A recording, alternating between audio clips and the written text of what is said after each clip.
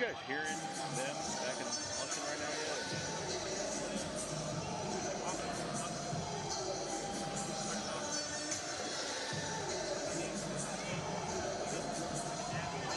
This is camera one. I don't hear them.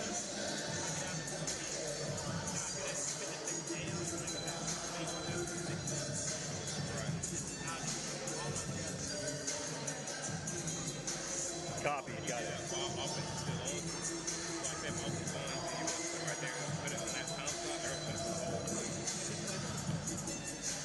Like the whole time, yeah, I'm also going to see that in a couple seconds.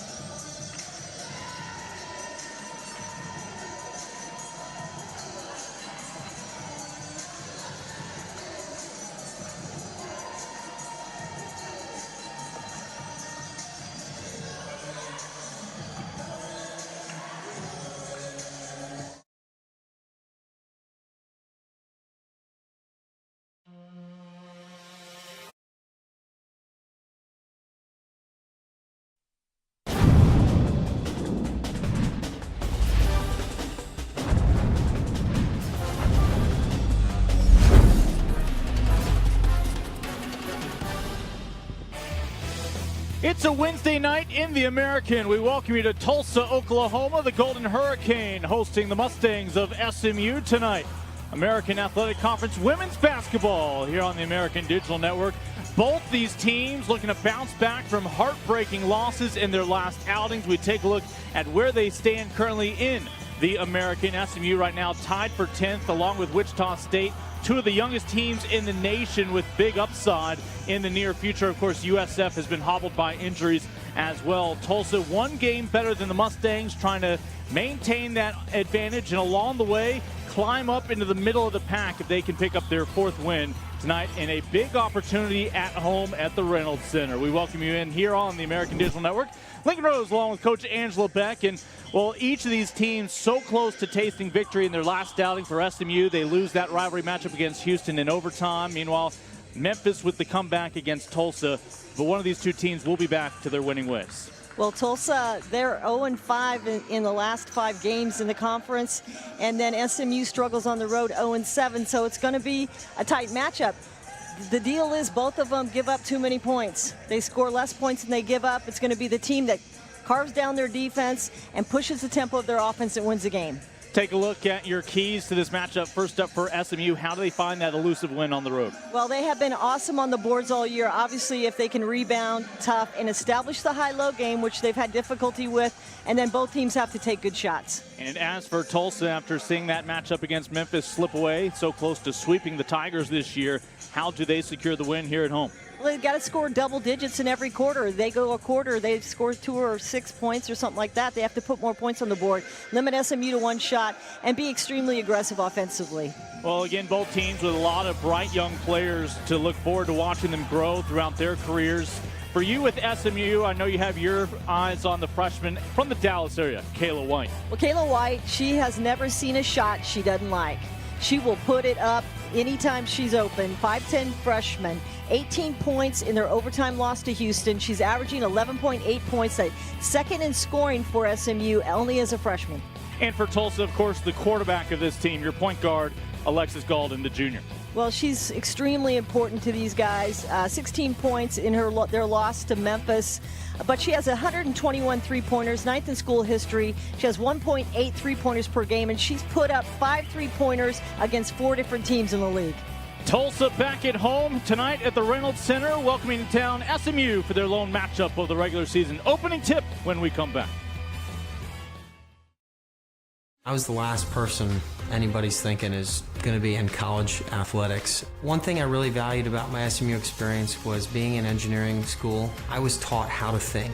In 2012, my wife and I decided to start our foundation. Basically, the goal is to let kids be kids while they're in the hospital, but also be able to return to being a kid when they're done. A huge part of my quality of life is the experiences that I've had, and that was all provided by SMU. I'm Thomas Morstead. Game changers are shaped here. I'm Kate Leahy, and this is my story. I love that TU is part of Tulsa, and that we're not stuck on campus. I'm in all sorts of organizations, and I've studied abroad, twice. At TU, I'm involved in whatever I want to be. I've learned that it's okay to change paths, because my life is an amazing book, and I'm still writing it, chapter by chapter. And that's my story, so far. Introductions underway inside the Reynolds Center. Again, Golden Hurricane back at home. Tulsa beat Memphis earlier this year, but on Groundhog's Day the other night, there was not a repeat of that win, as it would be a Memphis comeback, 59-56. Tulsa trying to get back on the winning track here today after winning their first 3 games in conference, dropping their last 5. Take a look at the starting lineups for both squads, and they're going to need a big outing from Maddie Biddle, among others, if they're going to have a chance to try to set the tone early on. Well, definitely. Crystal Polk has been really holding the load, but Maddie Biddle and Alexis Golden are going to have big games. It's a burden to put on a freshman. And, of course, when you talk about freshmen, you talk about SMU. It's a team that is younger than any other team in the nation in Division I. Average age 19 years old. Speaking of 19 years old, for the first time today, we have a chance to check in with Bruce Howard, who is right around there roughly, I understand. All right, well, Lincoln, you know SMU head coach Travis Mays knows he has a young team. That means they don't play especially well on the road, and they're 0-7 so far this year on the road. So he's really anxious to see his team get a road victory. And from Matilda Mossman of the Golden Hurricane, rebounding. Just one word, rebounding. They're underwater this year as far as rebounding is concerned. And then the other day, SMU had 25 offensive rebounds against Houston. So she's very concerned about rebounding. And of course, as always, we want to know where you are. Where are you watching this game? Respond on social media, respond on Facebook, and then we'll have some of the results later on. Thank you. Travis Mays' Mustangs continuing a little bit of a road swing. They were in Houston on Groundhog's Day playing their rival Cougars. And that would go to overtime. 69-68. Ron Huey's bunch would wind up grabbing the win and continuing to stay in the top 4 in the standings this year. Great to have you with us here on the American Digital Network. SMU in the gray with the red numbers. Alicia Froling with the early touch.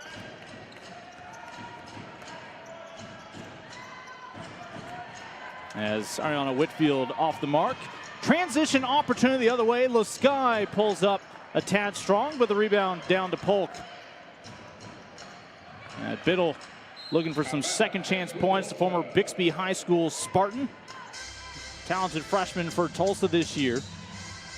Tulsa's going to get yet another bite at the apple on their first opportunity. Yeah, we talked a little bit in the pregame about getting good shots. That was a good shot in transition, but she didn't use the bank board, and she didn't take her time. And so it's going to be these little things. Both of these teams are struggling a bit. The team that does these little things is what's really going to matter in this game. Tulsa recently posted a question on their website, who's the best dancer on the team, and it's pretty unanimous for the most part that Alexis Galden had the best moves. A few people held out to insist that it was Crystal Polk. I don't know. Polk's bigger than Galden, so I don't think I'd vote against her. They both were up to the task. As Froling unable to save it along the baseline.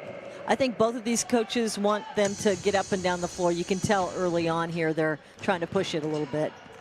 Well, for Travis Mays, Bowtie did not make the trip to Tulsa, but Coach Mays' first head coaching gig, accepted it 3 years ago to take over for Rhonda Rompola and the Mustangs program, former Texas Longhorn and NBA veteran.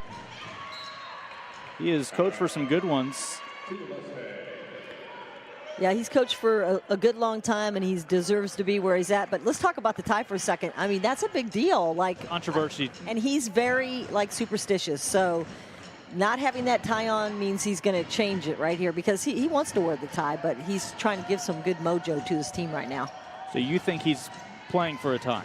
He's playing so they don't get a tie and they win. Got it. Froling down low. And that's Polk winning the rebounding battle early on. Last time you and I saw SMU here on the American Digital Network, actually Froling came off the bench in that victory against USF for the Mustangs. Yeah, actually they came out well too with her on the bench. So neither team shooting the ball extremely well here early on. But I like where they're going. Both of them are trying to take their time and go inside. Well, Matilda Mossman, over the years, we've seen her as the top Wildcat and the top Razorback. These days, she leads the Golden Hurricane. Former WKU Hilltopper in her own playing days, 8th year at the helm of Tulsa. A 40th year in coaching, that tells you the whole story. I mean, she just doesn't die out. She keeps, keeps moving it every year. But, she's had a little tough time here. This team's kind of returned 5 of 6 starters from last year. Their most points, and they're not really off to a good start here. So the bow tie's gone, and now the suit jacket is gone for Travis Mays across the way. As SMU right now up by a pair. You, of course, have squared off against Matilda Mossman back in your days in Lincoln.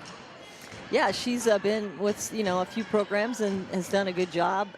But, it's just tough when you win the first 3 and then you have trouble on the last 5. But that's a good sign for Galden, getting that 3-point shot. Like I said, she's made 5 threes against 5 different teams, so she's capable. Well, Galden gave Tulsa a brief advantage. SMU will claw it right back as Cash chimes in for the first time today. John Asia Cash, talented sophomore. Travis Mays really wants John Asia this year to be more aggressive. Meanwhile, Polk with both Cash and Froling guarding her, not to be denied. That's a big-time interior pass by the guard up top, and you don't see that pass made a whole lot where she's coming to the inside of her, and that was a great pass, great look by Galden. Another look, able to thread it into Crystal. Yeah, a little bit of a seal that she had, pushing her defender on the outside, so great move.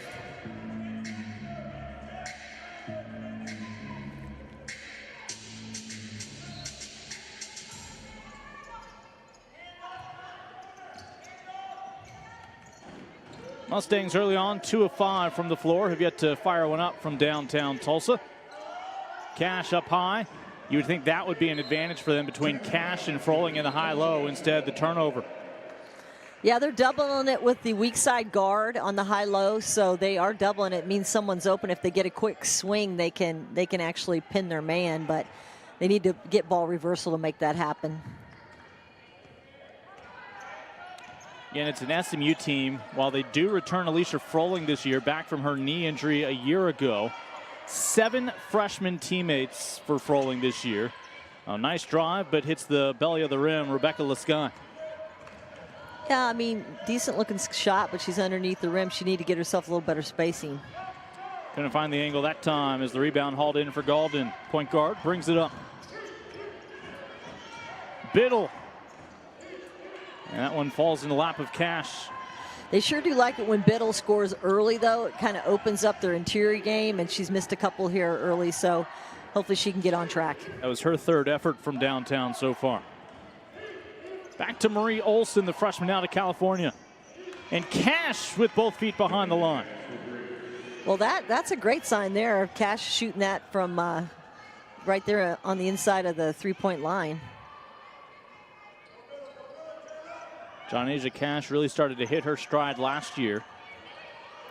Yeah, she's only 2 of 9 from 3 points, so just inside that. Looking for the transition opportunity the other way. Lasky did a nice job holding her ground, and Polk with the rebound.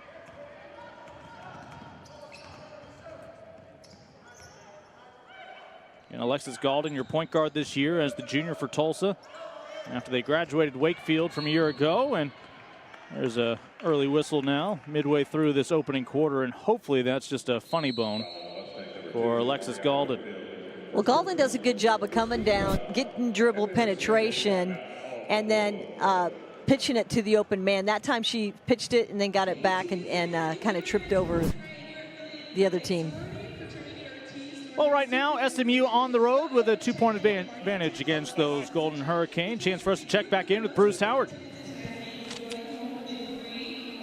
Hey guys, well, an early start certainly for Tulsa as they have the lead as we go to that first time out. That was one of the concerns of Coach Matilda Mossman, was rebounding. So far, so good. And when you talk about the youth of SMU, so far they look like they're playing unscared. All right, let's get to our first social media question of the evening. Respond on Facebook with the answer. Tulsa freshman Desiree Lewis recorded 3 straight double-doubles this year against Wichita State, Memphis, and ECU in American Conference play. How many times has 3 straight double-doubles happened at TU? How many times has Tulsa had 3 straight double-doubles? Respond on Facebook, and we'll have the results a little bit later on. Guys? A tight one early on here at the Reynolds Center. First half opening quarter action continues when we come back. At the American, we know that power isn't for the faint of heart. Power is reserved for the go-getters, the team players, and those who are hungry for victory. We know power because we are power. Join us for the 2019 American Athletic Conference Women's Basketball Championship, March 8th through the 11th at the Mohegan Sun Arena in Uncasville, Connecticut.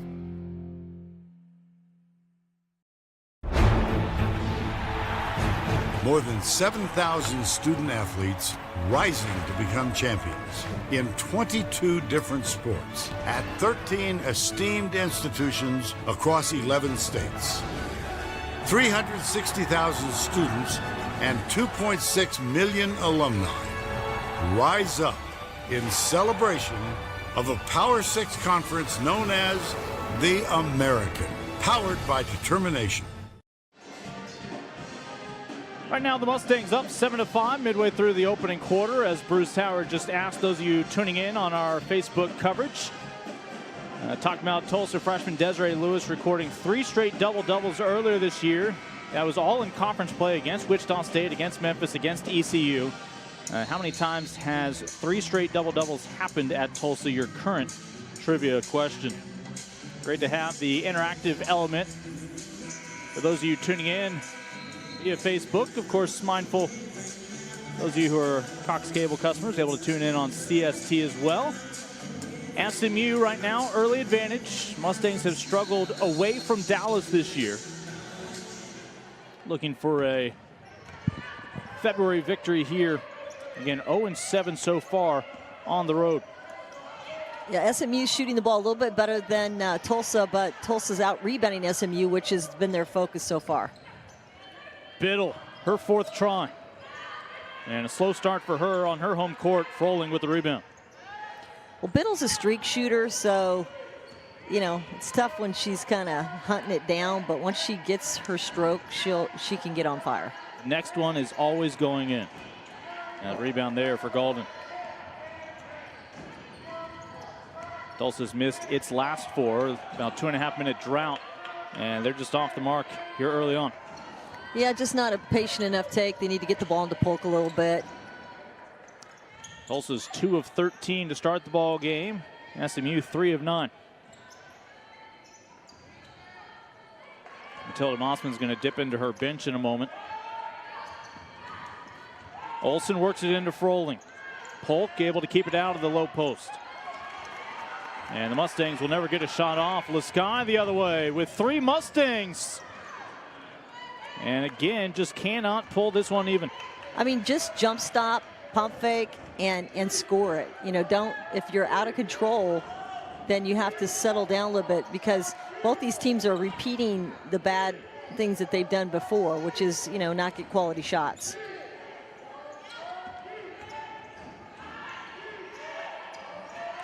Shot clock down to 6. Mustangs turn it over their last trip down. And they're going to get a walk that will negate the bucket, as White called for taking steps. Again, that's Kayla White, the freshman. Her cousin Jakia White also on the team this year. They were high school teammates at DeSoto High. And this is the young woman you had an eye on coming into tonight's match. And Kayla this year averaging double-digit scoring. A nice addition for Travis Mays' squad.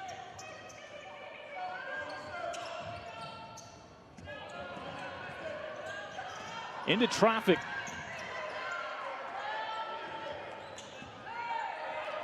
Richards on for Tulsa. And a turnover now for the home squad.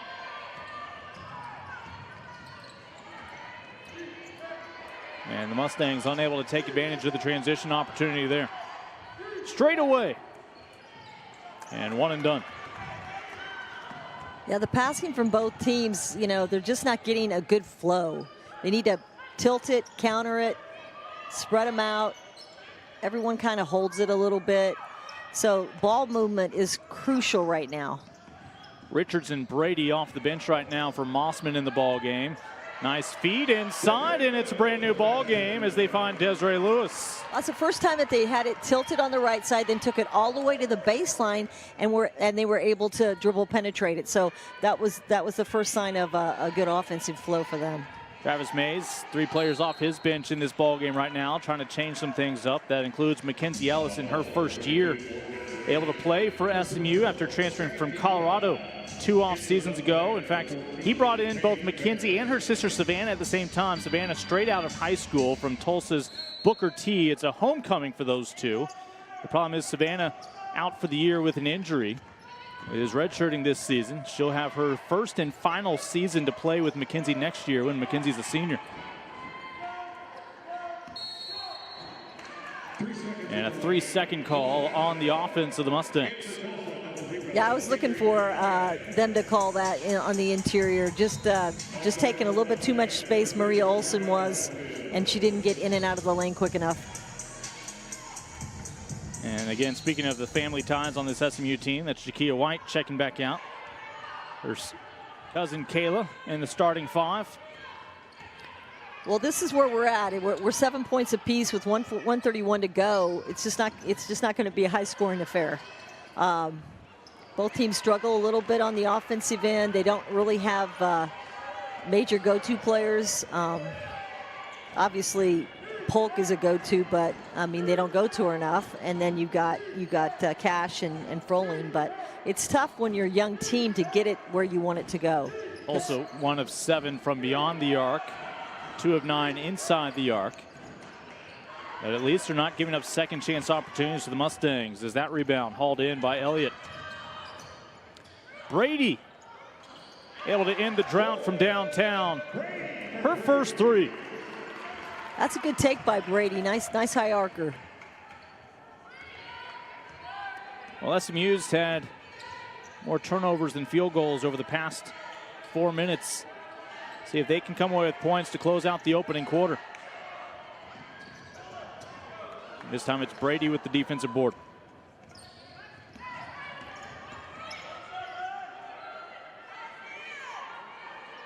Tulsa started league play 3-0.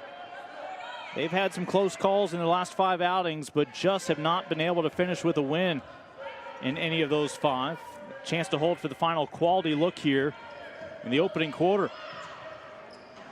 And Richards, no. And SMU still has time to heave one up. Good if it goes. No. Just off the mark.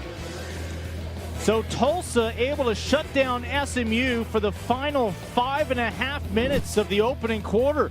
And along the way, establish themselves a 3-point lead, thanks in part to the three-pointer from Brady. Second quarter coming up. Powerful minds, strong in mind, strong in body. The American is dedicated to promoting success through a healthy, powerful mind. If it is okay to seek help for injuries we can see, then it needs to be okay to seek help for injuries we can't see. Mental health awareness is important because I think a lot of times it goes unnoticed in college athletics. We look after our bodies, and it's just as important to look after our mental health. It's time to end the stigma related to mental health and seeking help. End the stigma.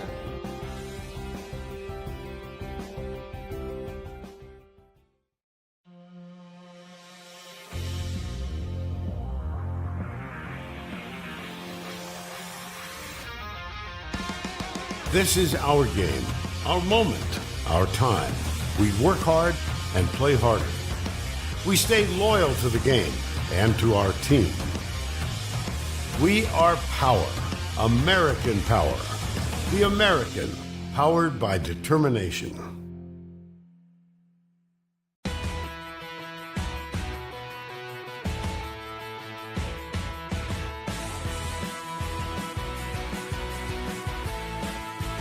Scores!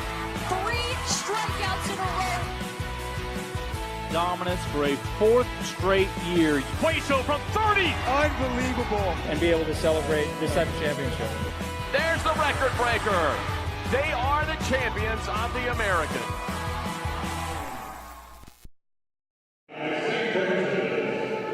Mustangs had a 7-5 advantage. Tulsa finishes out the opening quarter on a run. Lincoln Rose, Angela back with you, and a chance to check in before the start of the second quarter here with Bruce.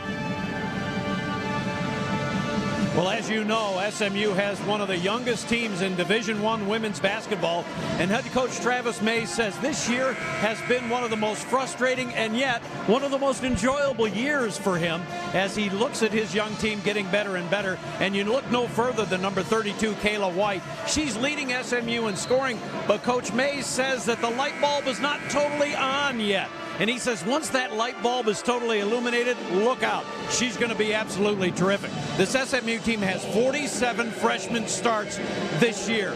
And what Coach Mays says is, yeah, the results aren't there yet, but you know what? He really likes the fact the team keeps getting better and better. Guys? Bruce, thank you. If you look at the bottom of the conference standings, obviously not where anybody wants to be, but you have Wichita State and SMU who are both building a foundation. A lot of freshmen coming in this year, 9 total with Keith Adams' squad with the Shockers. And right above them, of course, USF, who's relying a lot this year on freshmen and sophomores due to injuries. I don't think anybody believes those 3 teams are going to stay in the bottom of the standings over the next few years. I think it's an excellent point, Lincoln, and it also reflects that, you know, you might be able to win with a freshman or 2, but it's hard to win with 3, 4, 5, 6 freshmen. And it's just, this game has developed to a point where, going from high school to college it's a little bit of a ramp, and they're feeling it. But if they can get through this year, I see good things happening because, you know, there is talent here. They just have to, you know, do the little things right. Working it inside, and Tulsa continues to find ways to add to their advantage. Kendry and Elliott with a couple off the bench. Well, you know, they didn't go to Polk too much early. Then they bring in Elliott, and Elliott has been a big spark off the bench for them. If she has a good game, they tend to play well. So look for her scoring. Yeah, she and Polk have been quite the 1-2 punch there in the post for Tulsa, and on the occasion they can get in the game at the same time. Tulsa's really been able to do some special things. Another turnover for SMU. Well, SMU is a left-sided team. If you see when they come down, they initiate their offense on the left side, I would say 75% of the time. And then they get stuck on this left side. You have to move it. And they're just not moving the ball enough, and they're not shifting the defense and making them work. SMU does meet their quota of 1 Australian on the court right now, but it's Paige Bayless, the freshman, out of Queensland, Australia, as opposed to her countrymate Alicia, who's on the bench right now getting a breather. We talk about all these freshmen, where Alicia's your only senior. Thought she would have graduated last year, but a year of eligibility after that knee injury. But one thing that Travis Mays made it a point to do was not put the entire burden of leading this team with Alicia. He said in the locker room, he takes on more of that burden, whereas Alicia can lead out there on the court as a teammate. I think he's done a good job of that. I mean, her scoring has gotten a lot smaller. She's only averaging 10 points a game, but you know, it's good for her team because it's getting everybody involved. Whitfield able to snap the drought for SMU that dated back into the 5th minute of the opening quarter. Golden hit a triple early in this ball game for the first 3 points for Tulsa. Takes it in among 3 Mustangs. And SMU will wind up with the rebound. SMU's pretty much owned the defensive boards. I think they've got a couple offensive rebounds, Tulsa, but generally speaking, it's one and done. And a long 2 on the money. As again able to knock that one down, Bree Tolley. I know it sounds redundant, but yes, she is a freshman. She out of Montverde Academy, which has produced so many NBA lottery picks on the boys' side.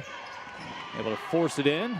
This one stays with Tulsa. Tolley's one of their best three-point shooters at 45% for the year, so that's a good shot for her. And Simmons, Joel Embiid among those out of Montverde Academy. The girls' team's been pretty good as well. Again, talking about the alma mater of the Mustang. This is a game of runs here, so now Tulsa's on a 2-minute drought where they haven't scored. So right now, SMU's got a little offense going here. Brand new ball game, 3 minutes into the second quarter.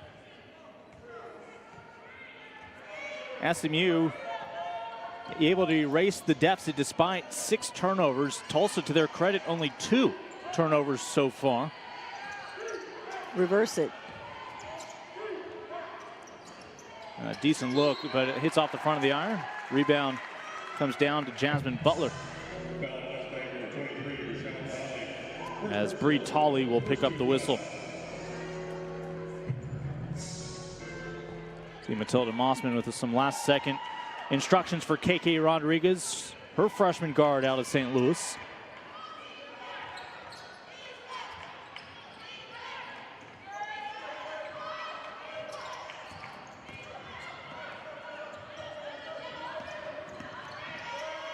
Shot clock down to 10.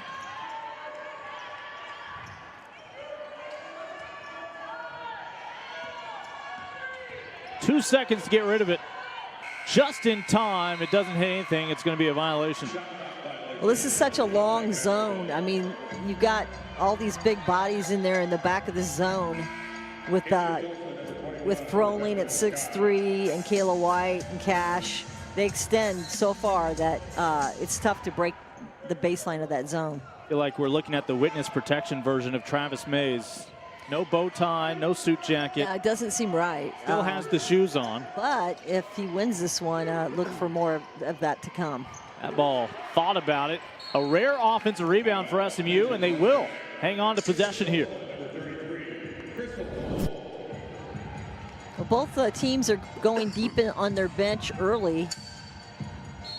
And that's your Australian freshman, Bayless. She knew the Frolings growing up. Was on the U18 team this past year for Australia. Biddle. Polk straight away from 17, no. I mean, that's Polk's shot, but I'd like to see her fake and drive it. Get a quality shot. They're on a drought right now of 3 minutes and 26 seconds. And an offensive foul. New way to turn it over for SMU. Again, some growing pains this year for the women from Dallas.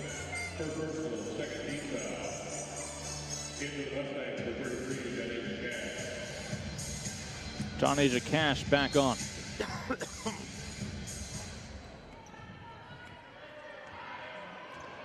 Midway through the second quarter. Again, Tulsa 1 win better than SMU in the standings right now. It's a Tulsa team last year that actually knocked off Houston in an upset in the first round of the conference tournament last year. before falling to Cincinnati. Of course, Cincinnati this year, new coach, renovated venue, everything clicking, sitting just behind UConn and UCF in the standings. And SMU ousted last year in the conference tournament by ECU. We'll see ECU on Saturday. They are playing UConn tonight. And UConn being UConn.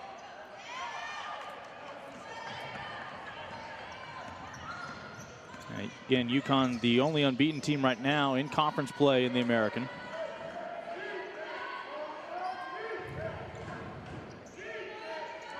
Quick release for Cash. Won't go from 16.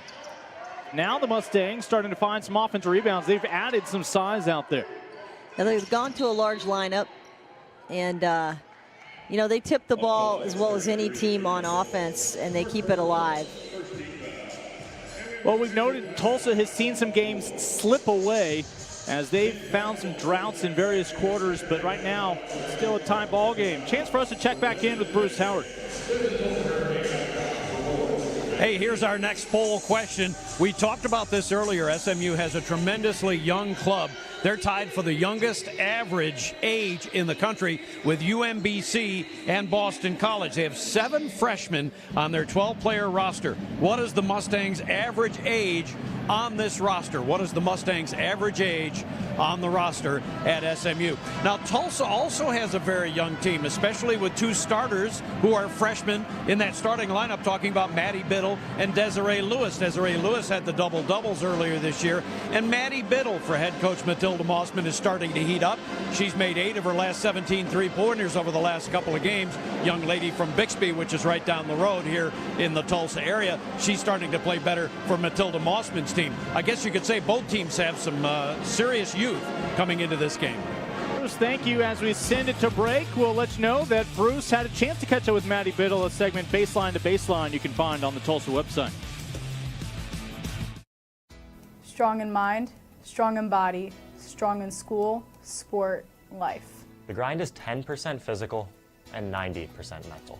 The mind is the power.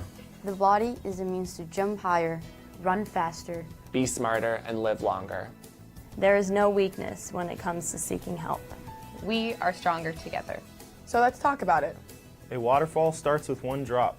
Change starts with one person. The American is dedicated to ending the stigma related to mental health and promoting success through a healthy, powerful mind.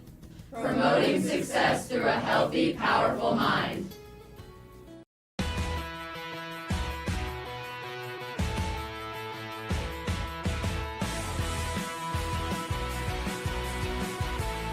Bernie scores! 3 strikeouts in a row. Dominance for a 4th straight year. Hueso from 30! Unbelievable. And be able to celebrate this type of championship. There's the record breaker. They are the champions of the American. Second quarter underway. Again, another glimpse at the standings here in the American. UConn, even with that loss out of conference to Louisville, still in the top 5, and you're pretty confident they'll continue to climb once again. UCF still wondering what it will take to crack the top 25 polls, continuing to receive votes. A fantastic year this year for Coach Abe. Cincinnati and Houston, if you're a fan of those 2 squads, have to be thrilled with what has become of those 2 women's programs and their expectations of being a top 4 seed. With that said, this is a league where even though the 3 seed and the 4 seed have the same perks in the conference tournament, you want to be that 3 seed instead of the 4 seed. The difference is likely meeting UConn in the championship as opposed to the semifinals. Alicia Froling in her 5th and final year with SMU. We'll see this ball go back over to Tulsa. Lincoln Rose, Angela Beck with you along with Bruce Howard. We'll have the answer to a trivia question in just a moment. I think that you want to be in the top half of the league, but I think these 2 teams are just a little complacent. I mean, both teams are just, there's no sense of urgency. There's no real aggression on offense. They're shooting around people. They're not going to the rim. They have to attack more. And that's why these 2 teams are sub 500 and in the bottom half of our league. Again, right now, that's just the 4th turnover for Tulsa. They had 2 in the first quarter, now 2 here in the second. SMU with 8 turnovers, but it's only led to 2 points for Tulsa, and those are the only 2 points either team have scored, taking advantage of the opportunities, as we've been stuck on a 12-12 affair Teams are not being able to get off many shots. Each have missed their last 4, but again, the turnovers have cut down on the opportunities. Turnovers and offensive flow. I think if we could get a flow and they could make some passes before they dribble, which there wasn't any place to go. So you make another pass, and then you take a pass to make a pass. And they learn that. I mean, this, you know, they're young, but it's something that they've got to learn. You like the aggression there from Kayla White, but you got to be smart about it as well. Again, that goes down as another turnover with the offensive charge. So the previous trivia question that Bruce had asked the last time, how many times Tulsa has had a player go 3 straight games with a double-double? 6 times now in school history. And the 3rd time it's been a freshman, Desiree Lewis, accomplishing it earlier this year in conference play. And of course, Bruce's more recent question, I'm not sure who asked the women their age, but average age of SMU, a notable one that we've mentioned earlier, but that is your current trivia question, as the second three-pointer goes for the ball game for Alexis Galden. Well, that's a much-needed three-pointer, and she's the player that's going to deliver.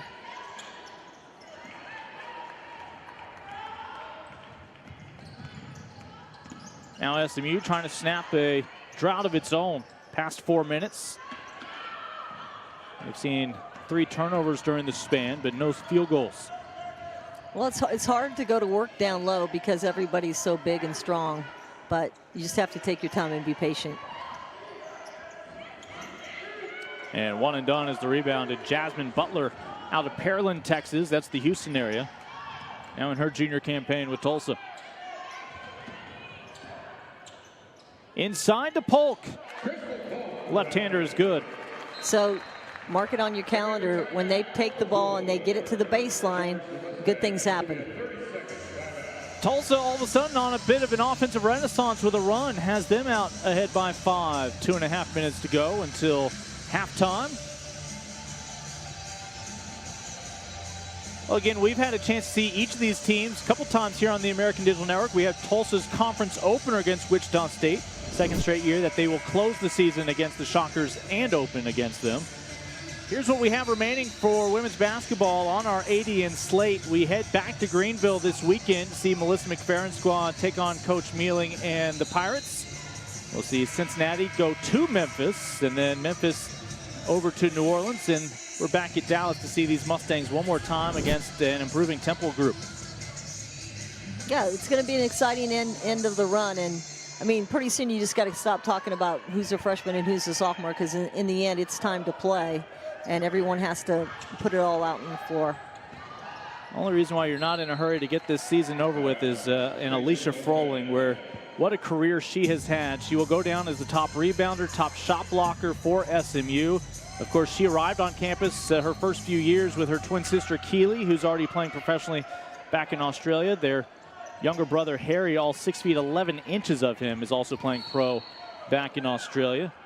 No hurry for Alicia, as again, an opportunity to enjoy her college career as a guard. First several years, she really enjoyed quite the mismatch defensively against shorter guards along the perimeter. Oh, absolutely. And Froling, you know, she leaves all-time in blocks and all-time in rebounding in school history. So I mean, she's going to have some records that are going to be standing for a while.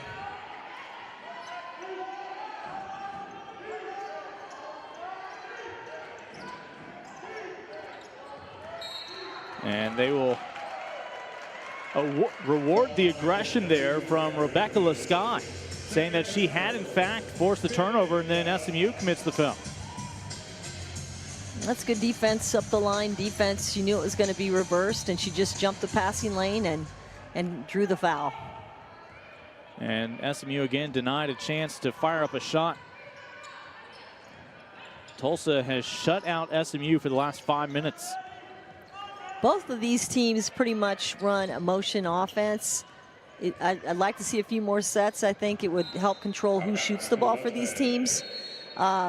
Because, you know, if you just run the same motion, it's tough to create. Polk a little off the mark on that last shot, will come take a seat. Yeah, Polk ends up at the high post a lot. I'm curious as to, I would want her on the low block, but I know she likes ball reverse, and she can shoot that elbow shot, but be better to have her low. Crystal was really focused this offseason, strength and conditioning. Really battles every possession you see to get open, and well, SMU will end the drought. Marie Olson. After missing their last 6 shots, Olson gets them back on the board. They've been stuck on 12, and don't you know, when one team is able to get it through that rim, Rebecca Lasky for the opposition, able to score for Tulsa. It's one of the best looking drives I've seen in the game. First 2 points for Lasky. Under control, use the bank, great shot, great drive. Approaching the final minute of the opening half. Again, Bruce will have a chance to talk to both head coaches on opposite ends of the halftime break.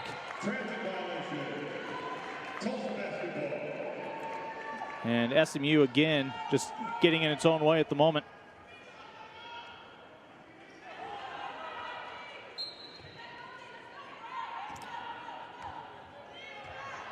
This is when you like to come down and get a quick hit, a 2-for-1. So if they come down in 10 seconds, get a score, then they'll have the last shot of the half. Tulsa has to be pleased, just 4 turnovers in this first half. Biddle. So they won't get a quick hit here. They're just going to get 1-for-1. Lasky from the elbow. And they deny Elliott the offensive board.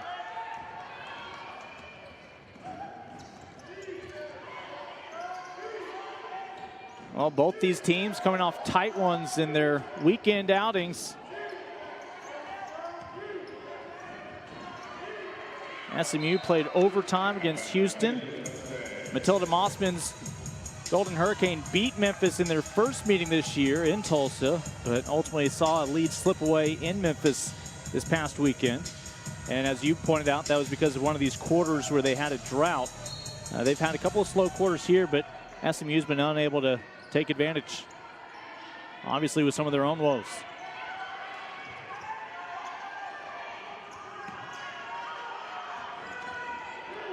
With 2 to shoot.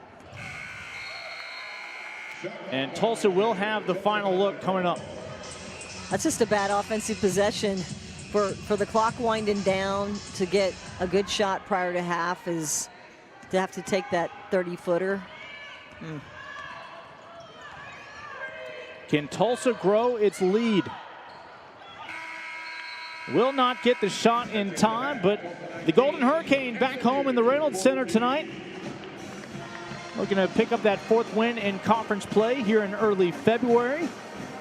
And in a moment, Matilda Mossman, a chance to check in with our Bruce Howard before we step away for the break. Here is Bruce with the head coach of the Golden Hurricane. Coach Mossman, you were worried about rebounding in the first half. What do you think? I think I should have been more worried about scoring. It's like a double-A baseball game, I think. I don't know. Rebounding has been solid. Our defense has been solid. We're just trying to get a group in there that can score. Yeah, and you were worried also about dry patches, you know, where you go long. And you did have that one, but you also played well enough defensively. SMU went almost 5 minutes without scoring. Well, that's what we said at the end of the quarter. If we'll just keep defending and rebounding, it will be okay. We can still win if we just guard and if we just get rebounds. Good luck, Coach, in the second half. Thank you. Head coach Matilda Mossman of the University of Tulsa Golden Hurricane. Also holds SMU to fewer than 10 points in each of the first 2 quarters, defending their home turf. And is going to be in college athletics. One thing I really valued about my SMU experience was being in engineering school. I was taught how to think. In 2012, my wife and I decided to start our foundation. Basically, the goal is to let kids be kids while they're in the hospital, but also be able to return to being a kid when they're done. A huge part of my quality of life is the experiences that I've had, and that was all provided by SMU. I'm Thomas Morstead. Game changers are shaped here. Do you have a nickname? I have Afro, so my first initial and my first part of my last name, and I'm a twin, so Afro. My sister's K-Fro. What emoji do you use the most? Probably the little laughing face emoji. I think that I'm two different people, one on the court, one off the court. Off the court, I'm silly, goofy, and then on the court, I'm pretty serious, down to business, and a hard worker. What's the last thing you Googled? I googled how much liquid I can bring onto an airplane from ounces to milliliters because I'm still getting used to the American system. What does it mean to you to put on your school's jersey? It means so much, I guess, especially being my last year. I'm just going to take pride in that every time I put it on. SMU, pony up.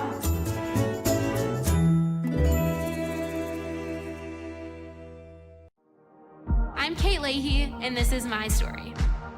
I love that TU is part of Tulsa, and that we're not stuck on campus. I'm in all sorts of organizations, and I've studied abroad, twice. At TU, I'm involved in whatever I want to be. I've learned that it's okay to change paths, because my life is an amazing book, and I'm still writing it, chapter by chapter. And that's my story, so far.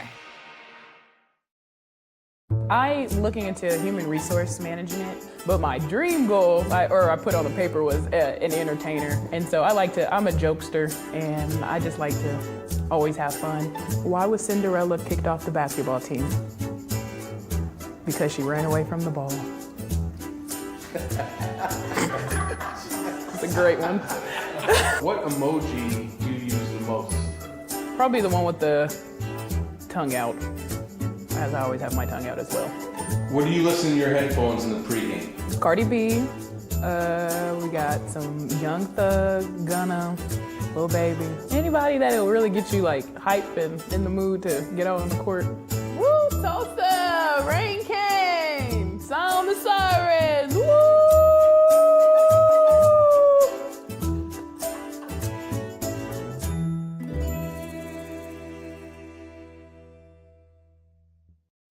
At the American, we know that power isn't for the faint of heart. Power is reserved for the go-getters, the team players, and those who are hungry for victory. We know power because we are power. Join us for the 2019 American Athletic Conference Women's Basketball Championship, March 8th through the 11th at the Mohegan Sun Arena in Uncasville, Connecticut.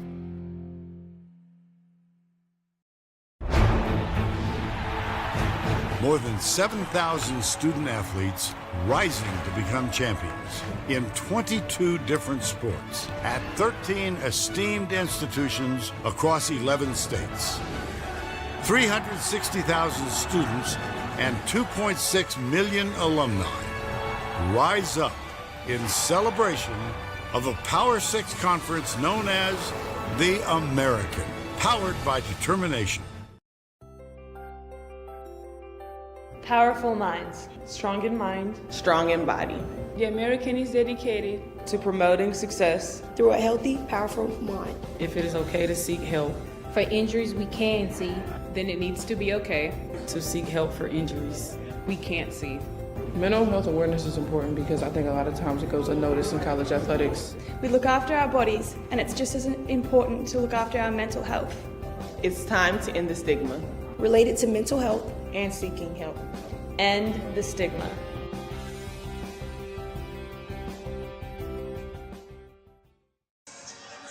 Halftime in Tulsa, Golden Hurricane and Mustangs back in the locker room getting set for the start of the third quarter. Gives us the opportunity here on the American Digital Network to take a look at some of the headlines coming into this week. And of course, each week the conference announces its Player of the Week as well as Freshman of the Week. And well, we got to see Mia Davis in that great outing against Tulsa. Mia Davis, your Player of the Week in the American. Well, Mia Davis is a sophomore. She averaged 27 points, 11 rebounds, and 1.5 assists last week. Both victories for Temple on the road, which is huge. Her career high 30 points versus Wichita State and 13 boards. Able to get Temple back on the winning track. And, of course, when you talk about all the talented freshmen in the country and in the American, Jamira Schutz certainly stands out at Memphis. Well, she's starting to stand out for sure. She averaged 16.5 points last week, 4.5 boards, 2 assists, 1.5 steals. But the big key is she had a career performance against Tulsa, scoring 24 points on 9 of 14 shooting. Jamira Schutz, your Freshman of the Week in the American. Mia Davis, your Player of the Week in the American. When we come back, first half highlights and stats for the Golden Hurricane and the Mustangs.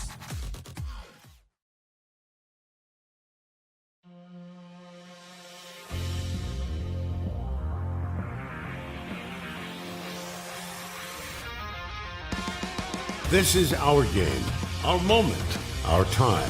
We work hard and play harder.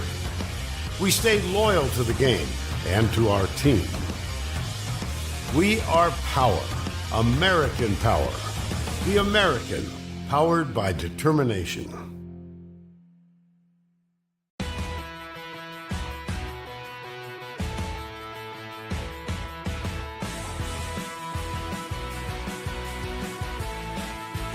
Scores! 3 strikeouts in a row. Dominance for a fourth straight year. Hueso from 30! Unbelievable. And be able to celebrate this type of championship. There's the record breaker. They are the champions of the American. Strong in mind, strong in body, strong in school, sport, life. The grind is 10% physical and 90% mental. The mind is the power. The body is the means to jump higher, run faster, be smarter, and live longer. There is no weakness when it comes to seeking help. We are stronger together. So let's talk about it. A waterfall starts with one drop. Change starts with one person. The American is dedicated to ending the stigma related to mental health and promoting success through a healthy, powerful mind. Promoting success through a healthy, powerful mind. Power comes in all forms. Power is a big tackle, a big save, a clutch hit, or a game-winning shot. Power is also standing up for what is right. There is power in the sportsmanship that is displayed across the American. Power is respecting opponents, officials, student athletes, coaches, and team representatives. Power is not tolerating racial or ethnic comments, profanities, or other improper actions while at the game. The American. Power for life. The American. Power for life. The American. Power for life.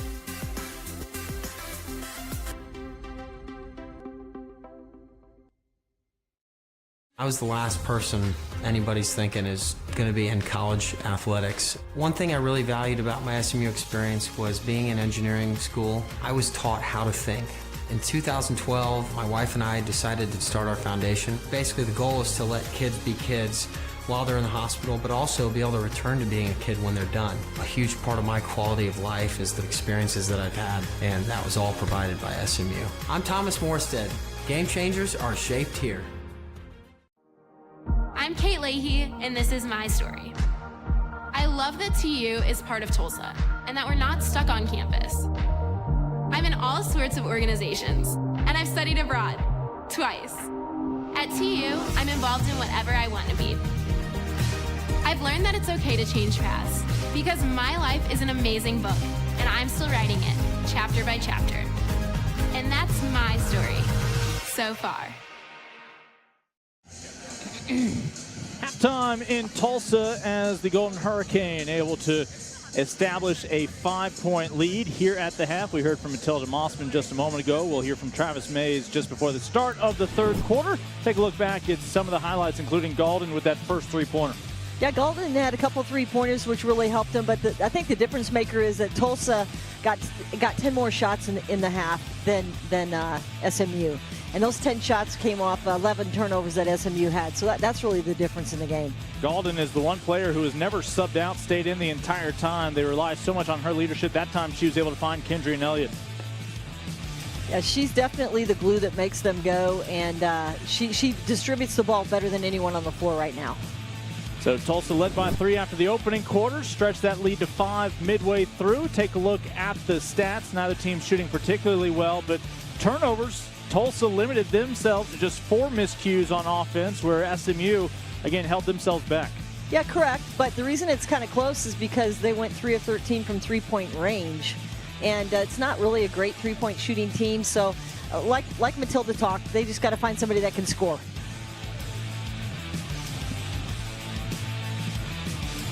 Second half coming up here on the American Digital Network. Third quarter just around the bend for the Mustangs and the Golden Hurricane. At the American, we know that power isn't for the faint of heart. Power is reserved for the go-getters, the team players, and those who are hungry for victory. We know power because we are power. Join us for the 2019 American Athletic Conference Women's Basketball Championship, March 8th through the 11th at the Mohegan Sun Arena in Uncasville, Connecticut.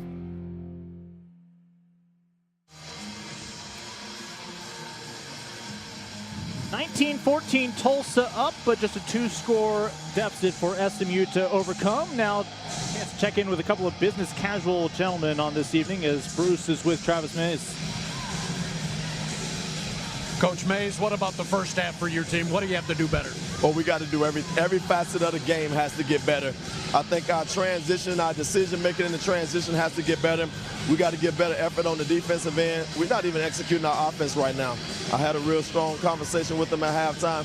Hopefully we can make some changes. And I know you're concerned about turnovers as well, right? Yeah, we got 11 turnovers in the first half, and we hadn't even faced the pressure yet. And it looked like we're indecisive in our decision making, but we got to sure that up. At least defense is keeping you in it, though. It is. I mean, we got to score the basket. I mean, I don't think it's Tulsa that's necessarily stopping us right now.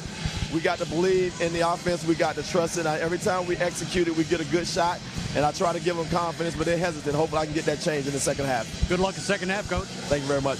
Travis Mays, the head coach of SMU, here at halftime with Tulsa in the lead.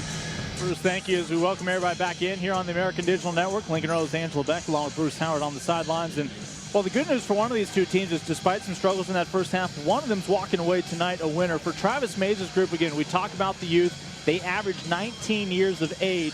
That's a guy who can recruit, and certainly with the Dallas area, so much talent around them, SMU is not going to be down for long. Yeah, I don't think they're going to change their strategy too much. They're just going to try to keep their defense shored up, and then hopefully the person who scores the most points will win the game. Well, we talked about turnovers. Travis Mays talked there about some turnovers. They had 11 of them, and that helped slow down these offenses at various points. Yeah, you know, a lot of them were footwork turnovers where they, just pivoted wrong and then they didn't switch the side of the floor. That's a high-low turnover where they try to get the ball down low, and it's just not a good pass. It's too flat where the defense can get it. That one right there is the great one by Tulsa, just knifing in the passing lane. So, it's a freshman, not the 19 years of age that you talked about. It's their decision making, and sometimes they're their own worst enemy. So Tulsa makes their way back out of the locker room. Again, a lot of those turnovers were just self-inflicted. Travis Mays mentioned they still haven't seen the full pressure from Tulsa. And a lot of that requires Tulsa to get a score on the board, then be able to set up their defense. But right now, the Golden Hurricane fans have a 5-point lead to cheer on when we get back underway here in the third quarter.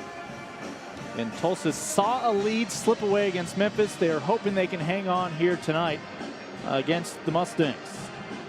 I think Tulsa's best when they can actually press it down the floor with Golden having the ball and pushing tempo.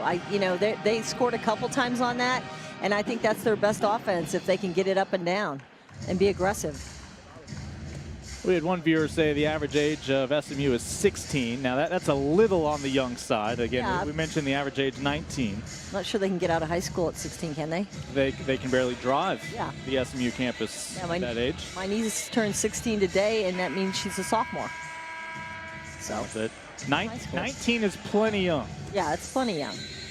The SMU, nice foundation that they're putting in place. Mentioned Tulsa, they do have freshmen as well in the starting lineup, as Bruce highlighted a couple of them. The difference is they have some older players to lean on, including a Crystal Polk. Love anytime we can watch a feature on Crystal and let her personality shine like we saw there at halftime. We mentioned that she's one of the top 2 entertainers on this Tulsa squad. Well, I think Alexis Golden is the key as a junior, so that really solidifies them more. Whitfield could do a little bit more, I think, number 2 for SMU. She's kind of quiet here. So again, SMU in the road gray with the red numbers. And one thing Tulsa did well was not concede second chance opportunities to SMU. This ball a tie up, and it is back over to Tulsa.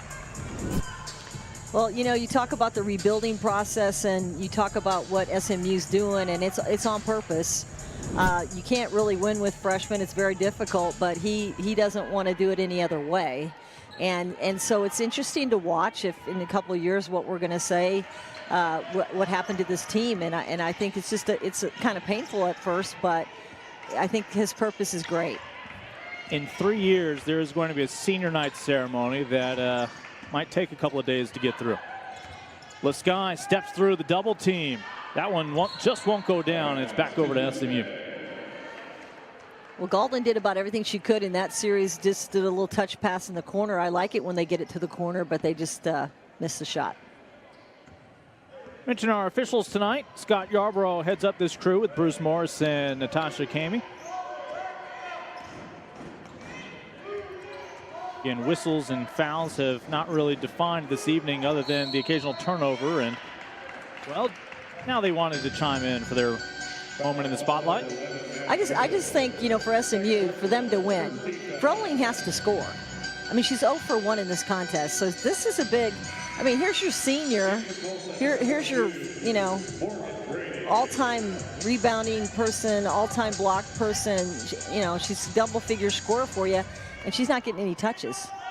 Well, and we saw early in the year when the big headline was Froling is back for a 5th year. We knew teams would be double-teaming her. The question is, who's there to help her? If you had some older teammates, certainly they could take some pressure, but most teams have had success keeping their focus on Froling, who, to keep you happy, gets her second shot off on the night. She did, but she didn't go in a direct line to the hole. She kind of went on a fade line and then threw a little stab hook over Polk, and that's not good enough.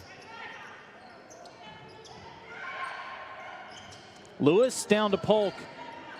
4 Mustangs collapsed on Crystal there. Lasky with space as a result. Nice extra pass for Tulsa, recognizing that if you have 4 players defending Polk, somebody's got to be open. I have to say, excellent execution by Tulsa. That's exactly what they needed to do. So Tulsa now a 7-point advantage, largest lead of the ball game. Had 5 lead changes, been tied about 7 minutes of this ball game in that opening half. And for the Mustangs, able to chime in with another 3 is Olsen.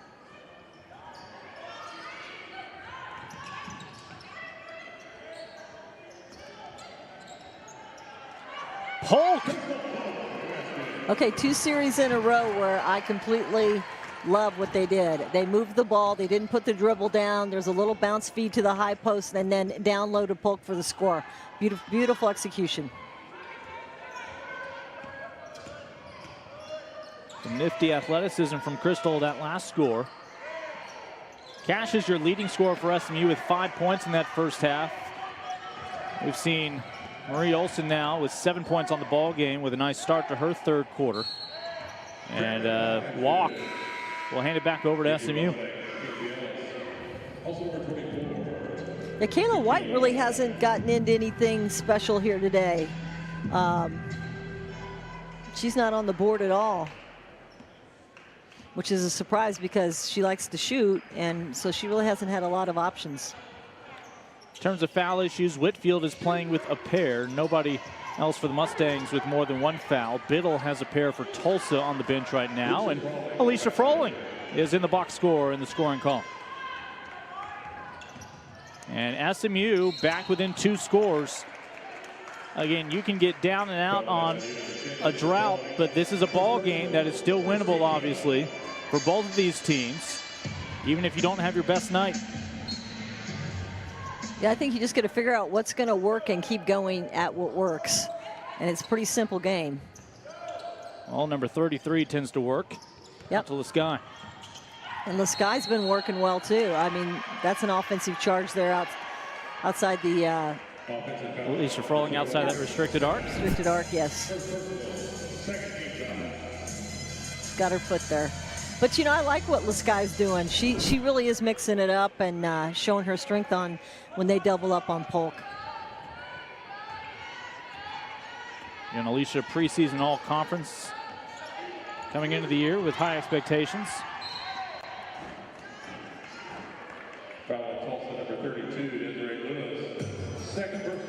Second whistle on Lewis, the freshman out of San Antonio. Made the vast majority of the starts at that power forward playing the 4. And they get the defender trying to run through the screen, being set by Froling. So Lasky picks up her second whistle.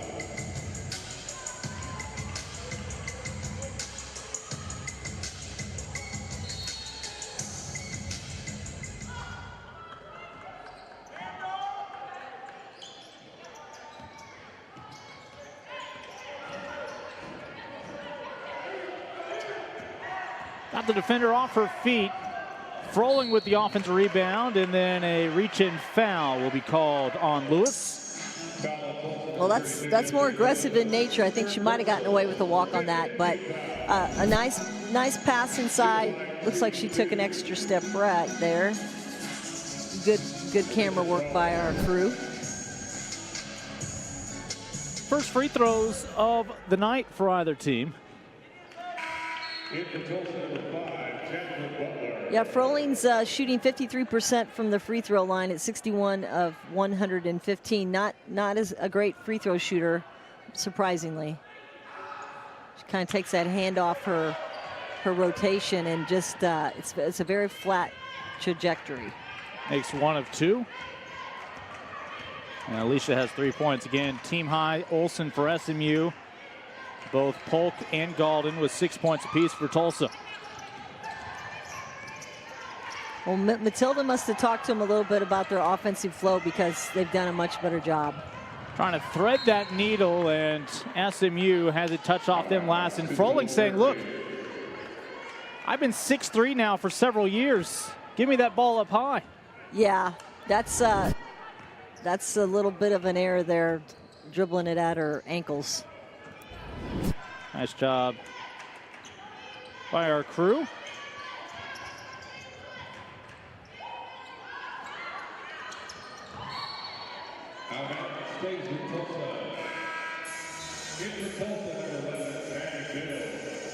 So Tulsa, who had just 4 turnovers in the first half, has had 3 turnovers in the past couple of minutes here in the third.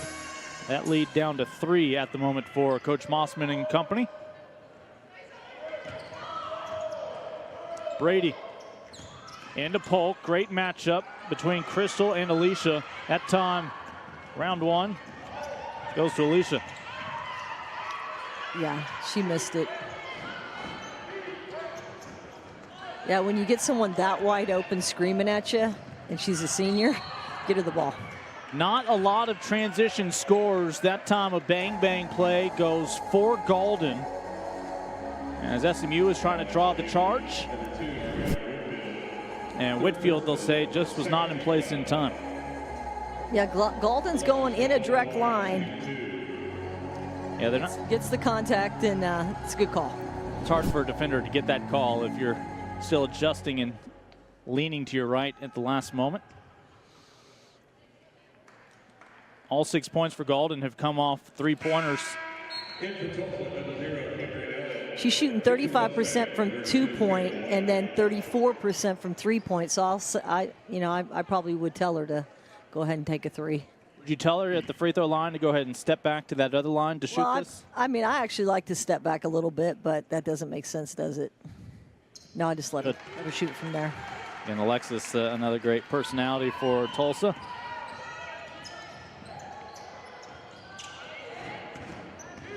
Rolling. Even with Polk out of the game at the moment, that means that's Elliott's job to try to slow down Alicia whenever she goes into the post.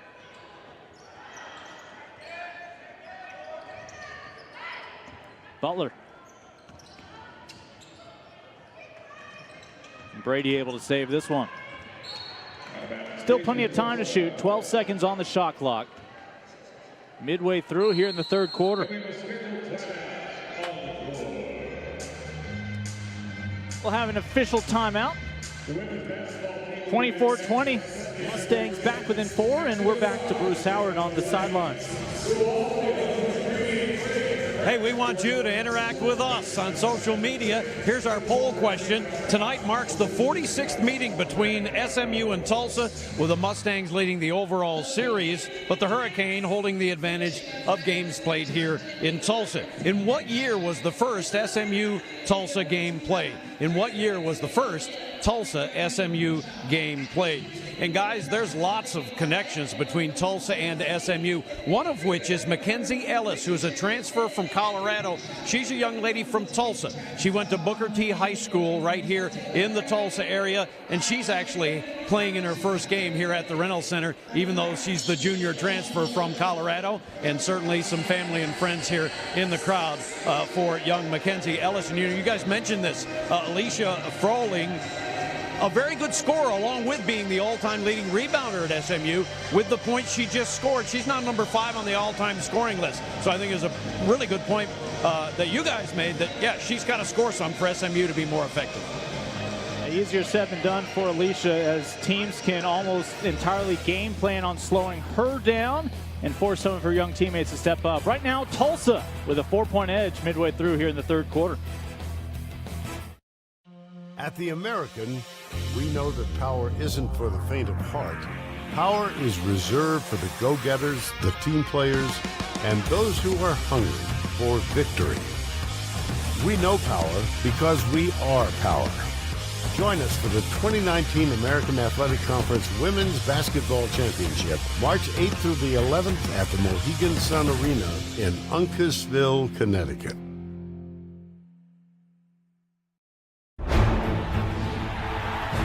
More than 7,000 student athletes rising to become champions in 22 different sports at 13 esteemed institutions across 11 states.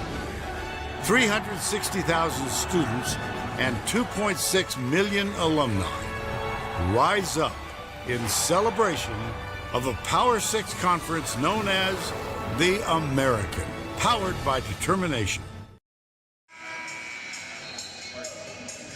Again, a big part of the game plan for Tulsa is finding Crystal Polk and her teammates in the paint.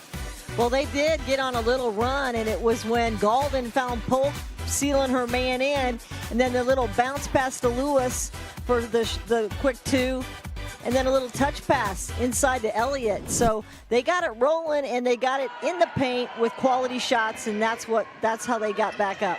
Polk and Elliott each at 6'2". Lewis playing the 4 as a freshman at 5'10". Chance for the Mustangs to cut this deficit in half, maybe even trim it down to 1 with a successful possession here.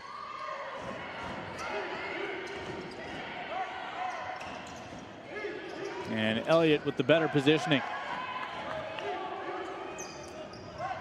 Brady had a broken finger earlier this year, suffered against Arkansas. But we've seen some strong outings of her since then. And Tulsa, again, another turnover here in this third quarter. Yeah, Galden's had 2 turnovers for the game, but she's also had 5 assists, or assist-to-turnover ratio still quite high. They have as many turnovers this quarter in the first 6 minutes as they did in the first 20-minute half of this game. They're still hanging on to the advantage, led by 5 at halftime. Kick out, open shot. It'll buy us some time. Bruce mentioned, of course, Mackenzie Ellis out of Tulsa's Booker T, along with her sister Savannah out of Booker T Washington High School, storied high school that also produced Wayman Tisdale, who had himself a nice NBA career. As there you see again the ball getting wedged in the side, a jump ball. We lost Wayman. It'll be 10 years in May. He had a close connection with Travis Mays. They were teammates in Sacramento when Travis was a rookie. Wayman really took him under his wing as the big brother on that squad out there in Sacramento. But one of the many talented individuals to come out of Tulsa over the years, and specifically there at Booker T Washington High School. Nifty spin inside, and all of a sudden the Mustangs are 1 score away. Well, they were 0 of 5 and 1 of 8 in their last few possessions, so that's a big take right there, and it was a quality one.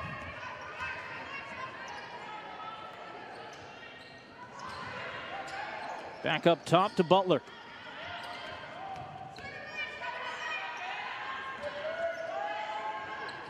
Butler winds up the one, taking the shot. And Bayless with the rebound. So SMU can tie or take a lead here.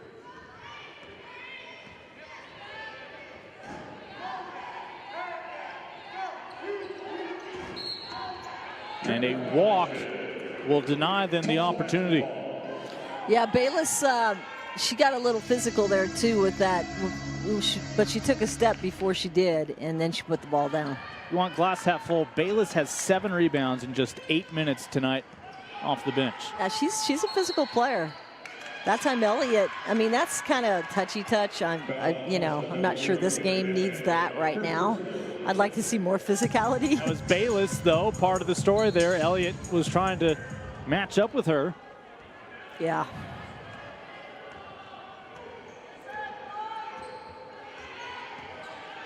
I think both teams are just happy to be in it. They're taking their time, and there's no real sense of urgency here. Another chance for SMU to reset this ball game or possibly take their first lead since the opening quarter. Bayless off the mark. And nice effort to keep it playable. Great save by Olsen. She's been big this game. That gave them a fresh shot clock.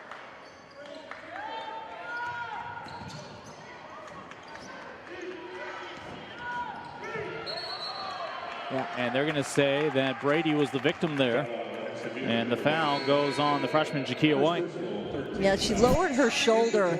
So she takes the drive here. You see her shoulder goes into her, pushes her man off her spot, and you can't displace anybody. So that's an offensive call. We were tied at 7-7 in the opening quarter. And still have not seen this game tied since then. SMU's had a couple of chances now. Tulsa, after today, stays at home this weekend as Tulane comes to town with Coach Stockton. Then they will have a tough finish after that. Both USF and Cincinnati part of a road swing. Brady out to Lascaux. Final 90 seconds here in this third quarter. Well, the good news is SMU gets to go home and play 4 out of 6 at home. So they've been on the road here for a while, and it's been a tough road. Still with a chance to find that first road victory tonight.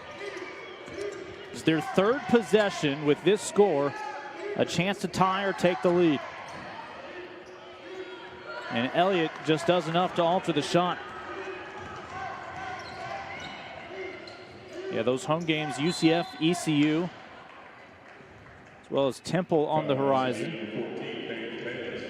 for SMU.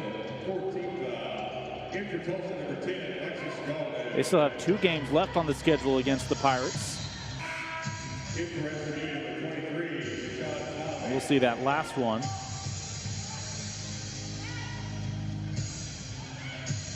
Well, We'll see them against Memphis near the end there. When you lose a few road games like they have, it's just tough to get that first one. There's Biddle finally getting her first three-point shot of the day. She got those first 4 three-point efforts up quickly in that first quarter, did not attempt another one, a little gun shy, and let's see if this picks up business for Maddie Biddle.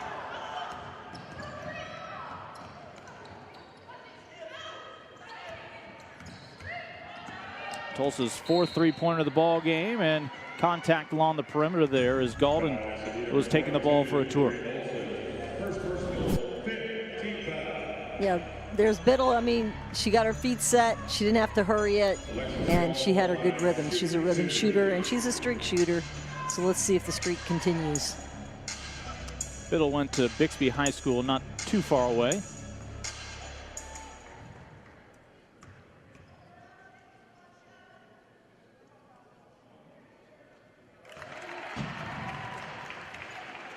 And Travis Mays, year 3 with SMU.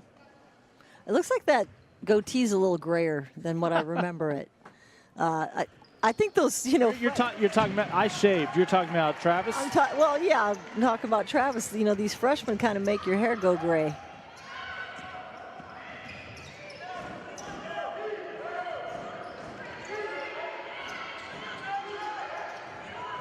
Well, the right idea, just wasn't expecting it.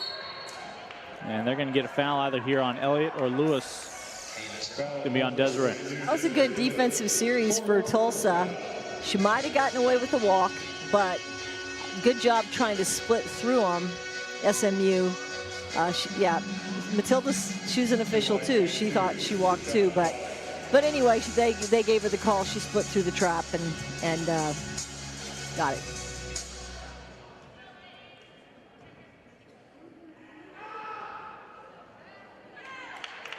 Just the second Mustang to go to the free throw line today. Tulsa's 3 for 4 from the charity stripe. SMU now 2 for 3. Lewis takes a seat. And one more free throw here for Bree Tolley. Travis Mays mentions that Bree Tolley is always someone who volunteers to step up in a variety of ways. She wants to do so much. He would love for her to be able to compartmentalize and just take smaller strides. She'll be one to watch in the future. Biddle just can't go back-to-back that time.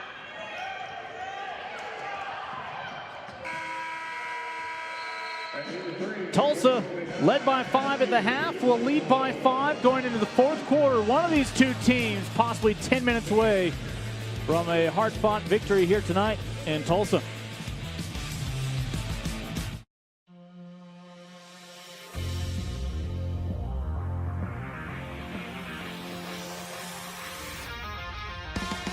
This is our game, our moment, our time. We work hard and play harder. We stay loyal to the game and to our team. We are power, American power. The American, powered by determination.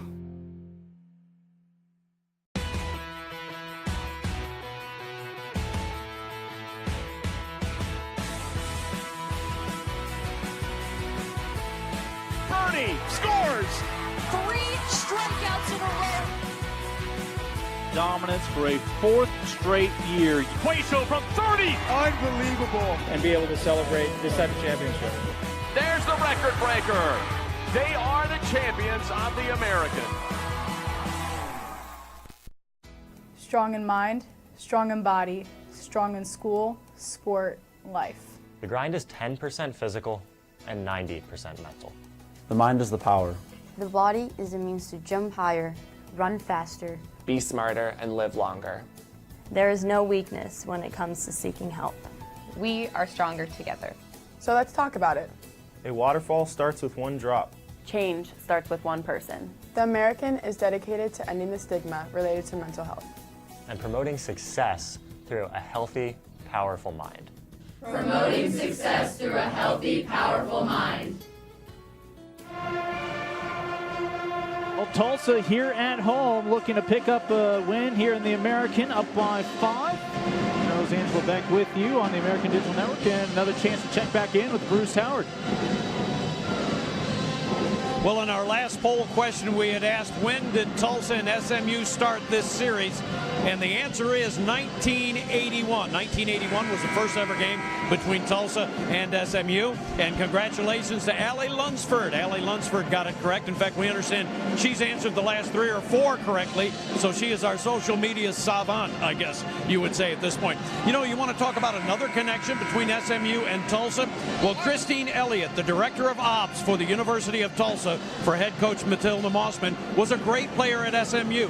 When she retired in 2010, she was the all-time leading rebounder at SMU, and of course has been surpassed by Alicia Froling, who's playing here tonight.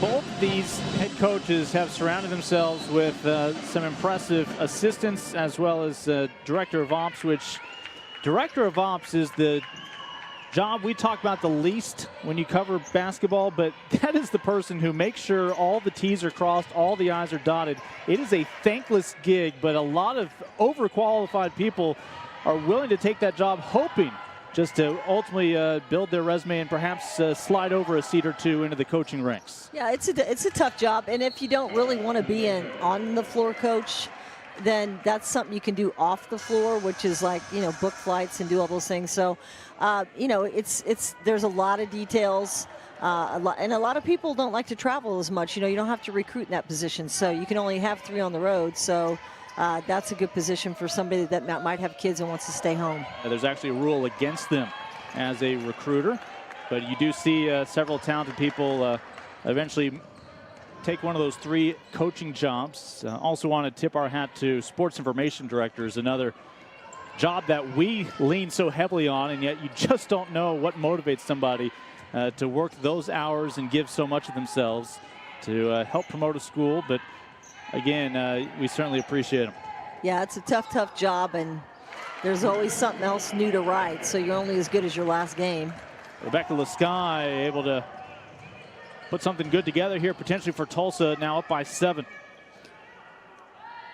Yeah, Lasky's been for 3 of 10 and had 2 assists in this game. SMU's last field goal, remember, was an offensive putback from Alicia Froling. That gave Froling her first and only field goal of the night. Each team has shot some free throws, and we just saw Lasky with a field goal a moment ago for a 2-0 start here in the 4th quarter for Tulsa. Elliott. Well, she did everything right, and that ball just went all the way down and came out. But also, you know, great defense inside by Bayless. And Bayless has that stolen by Biddle. That's when you hate when kids scream, because they only hear you after you scream, and then they're no longer open. Through traffic, Golden got a hand on it, and this ball will be tied up. Talk about Maddie Biddle. She grew up with her brother playing college basketball up in South Dakota. So when she was in high school, if she didn't have a game, whether it be basketball or soccer, she was with the family in the car making the 10-hour trip to take in those home games. Well, that's a great place to play, and there's a lot of devoted basketball fans in that area. What else you got to do in South Dakota? Sioux Falls has been home to some recent Division II national championships.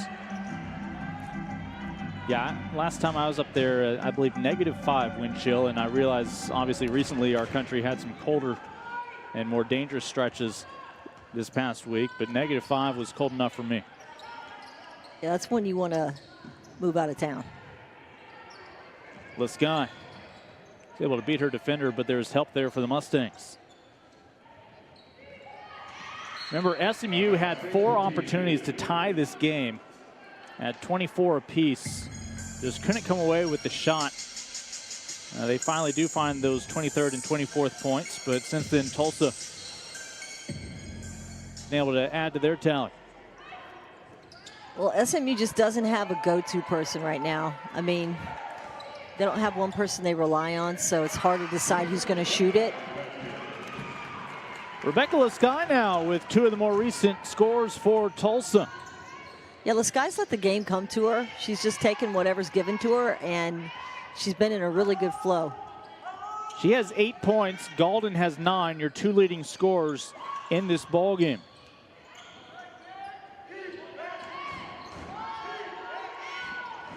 And another turnover winds up in the lap of Biddle. She fires it back up ahead to Lasky. And Lasky is able to sneak out a foul on her defender. Well, that's a good decision by Lasky. She's just a sophomore, but, you know, she could have easily tried to go force that up. But she brought it back out, drew the foul, and they get another look. John Asia Cash picking up her second.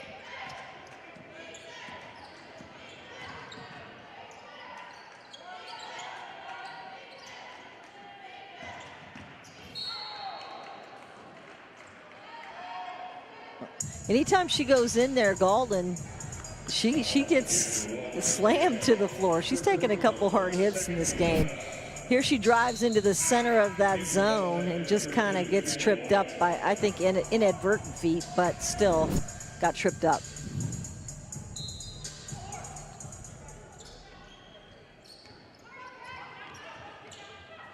Big possession here for SMU to get a stop here. Elliott with the hustle. And Rebecca Lasky starting to take things over. It's an 11-point lead for Tulsa. Assist Golden. Yeah, Elliott deserves almost a hockey assist. Diving out of bounds to keep that ball playable, and now Froling heading back to the charity stripe. Well, Rebecca Lasky, if Tulsa wins, might be a late entry into our MVP candidate pool. Yeah, I think she probably will be. She's definitely one of the keys. 10 points, a couple of assists in her 25 minutes. And Alicia. No other double-digit scores, so. Now, a lot of free throws are in the knees. How much does a knee surgery factor into what we're seeing here from Alicia, if any? I mean, you lead with the legs and you follow through and you have a strong finish, but, I mean, her legs are fine. She just 1 of 4. This was the first one. But look and see how, when she has it, she's actually taking the guide hand, which is your left hand, off the ball. And so she's basically shot putting it up. And she needs to lead through the hand of the guide hand. Now, I'm kind of showing you in our booth what you know. I can vouch for what Coach Beck is demonstrating. That doesn't mean I would make a free throw, even if you told me everything to do. Yeah.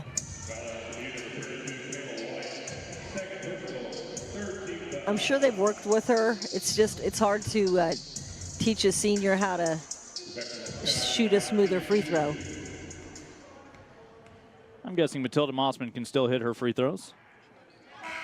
Well, she's sitting down right now. She hasn't really had a lot of comfortable wins here lately, as she's lost 5 in a row. So this is. Well, I don't pretend she's comfortable right now. She has seen some close games slip away. They're just hoping that SMU doesn't catch fire here in the final 6 minutes. Well, I agree. She's more comfortable than if it was a 2-point game, but you know, just having a little bit of a double-digit lead, I don't think she's seen that for a while. Rebecca Lasky again at the charity stripe there. Now 11 points for the ball game, has the game high, your first player in double digits tonight. It's a 7-0 start here in the fourth quarter for Tulsa. A 12-point lead for the home team. Foul there on Elliott, her third. SMU needs some instant offense here. All he had to do was ask. Yeah, well, she's definitely a consistent performer, and she's starting to get better and better. Marie Olson now 9 points. That's her 4th made shot from the floor. She's been pretty efficient. And Elliott has that one right off her hands before Polk comes back on. It's a deflected by SMU.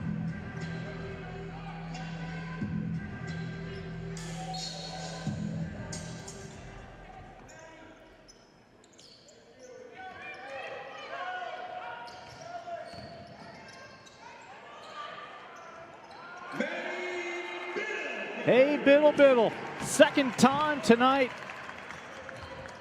She missed one about the same spot earlier, and she was, with no doubt, she had that one in. Yeah, it's this, you know, this little stretch here is just taking SMU totally out of it. They've missed their shots down the floor and then just given up too many. Little spoiler for the next time we check in with Bruce. He's going to ask you to chime in with your MVP for those of you tuning in on Facebook tonight on the American Digital Network Plus. So time to start thinking about it. If Tulsa can hang on.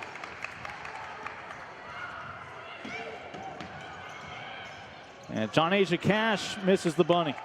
I mean, absolutely nothing's easy for SMU right now. Lasky already in double digits off the mark that time. Yeah, I would say that's a little bit quick, but she's been scoring the best, so.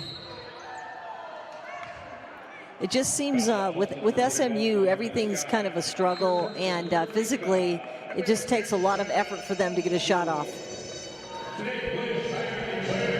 Well, Tulsa right now, again, a 15-point lead with 4:07 to go against SMU, and here is Bruce Howard. Hey guys, our final poll question is real simple. Who's the MVP of this game? Get a hold of us on Facebook. Let us know who you think. The MVP of this game. And Iggy, I'm going to ask you to take a quick shot of these young gentlemen over here, if we can. Right along here. Those guys right down there, those are basketball players for the TU men's basketball team. And why are we taking a shot of them? Well, their head coach is Frank Haith. And here's our final connection between Tulsa and SMU. Frank Haith and Coach Mays of SMU were both at the University of Texas, and it was Coach Mays under the legendary coach, an assistant under Jody Conrad from 04 to 07 at the University of Texas. And at the same time, current men's basketball head coach Frank Haith of Tulsa was an assistant at Texas under head coach Rick Barnes. Those two became friends. They shared ideas, they became good friends, and they obviously supported each other throughout their respective careers. So Frank Haith and certainly Travis Mays, Texas roots and Texas friends. Yeah, Travis Mays is the Kevin Bacon of college basketball. He has crossed paths with a lot of good ones over the years. Right now, though, it's Tulsa at home with the 15-point advantage. I was the last person anybody's thinking is going to be in college athletics. One thing I really valued about my SMU experience was being in engineering school. I was taught how to think. In 2012, my wife and I decided to start our foundation. Basically, the goal is to let kids be kids while they're in the hospital, but also be able to return to being a kid when they're done. A huge part of my quality of life is the experiences that I've had, and that was all provided by SMU. I'm Thomas Morstead. Game changers are shaped here. Well, again, take a look at how we close out our February here in conference play on the American Digital Network. A lot of TV options. This is what we have here on ADN. Trips to Greenville, Memphis, New Orleans, and Dallas to close things out. Again, we'll see these Mustangs in our final broadcast. They will square off against Temple. There will be another week of conference play after that before the conference tournament again back up in Connecticut this year. Well, 4 minutes to go. It's going to be super tough for SMU right now. They're going to need a quick score and then, you know, some stops here. They're going to have to extend their defense, maybe even put them to the free throw line. It's our third time to see Tulsa this year. Mentioned we saw them in that conference opener against the other young program in the American. They beat Wichita State. I know that'll be a test for Wichita State at the end of this year to see what kind of growth they've had with those 9 freshmen. Under Keith Adams in her second year. Of course, last year, her first year, had the blessing of 8 seniors, but obviously there are consequences to that the next year. Tulsa, 12-2, the run to start here in the fourth quarter. And those 12 points here in the fourth with 3:47 to go are already more points than either team has scored in any quarter tonight. SMU coming off their best frame when they matched Tulsa 10-10. With a slow start here in the fourth. I mentioned Tulsa's also made 4 of their last 4 shots in this ball game. Well, with Polk and Galden, it's a good 1-2 punch, and then you add Lasky, who's been playing extremely well, and then Biddle hitting a couple threes. That's good action, and that's what they've kind of done in the second half. They just took a stretch in that third quarter that pretty much put them down. Galden becomes our second scorer in double digits.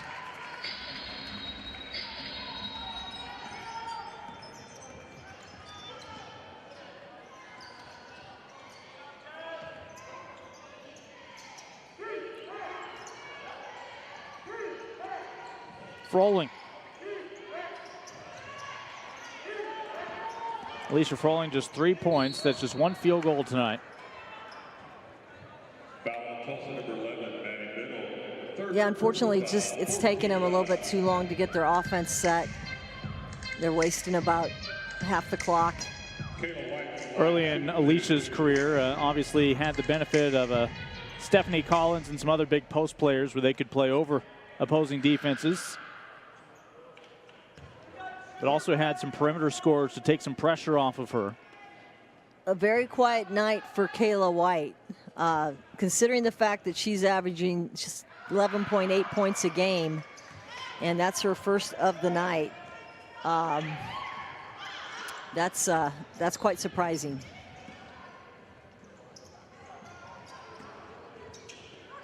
Can Tulsa close out these final 3 minutes?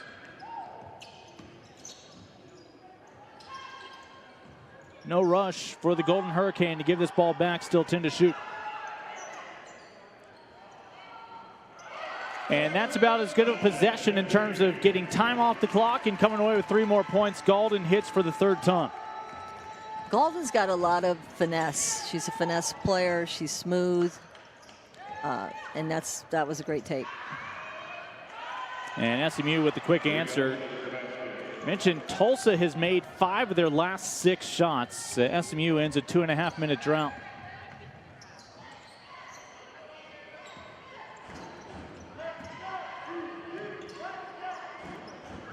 That's a lot of close confines passing, and it doesn't pay off. White. Froling with another rebound, her 4th. We saw her countrymate Bayless with 10 rebounds tonight, only taking 1 shot in her 13 minutes. And we're going to get an offensive foul here on Alicia. And no, John Asia Cash, pardon me, will pick up the foul. Yeah, Kayla White, you know, she could have hit a little bit of a wall here. She's been doing a lot for SMU and just came off an 18-point game. And it's just tough when you're a freshman to be mentally tough every game. Well, Lasky denied an assist there as that ball just gets past Polk. Crystal Polk tonight, 8 points on 4 of 9 shooting, 8 rebounds in her 20 minutes. She's your leading rebounder for Tulsa tonight. We'll call it a pass. Froling.